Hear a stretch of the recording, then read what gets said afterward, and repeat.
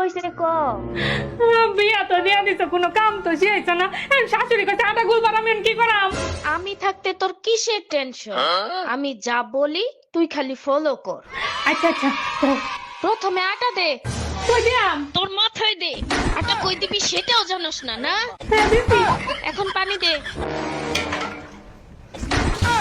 হাত দিয়া দেখ শক্ত হয়েছে না নরম। লেটকা লাগতেছে তো। তাইলে শুকনো একটু আটা দে,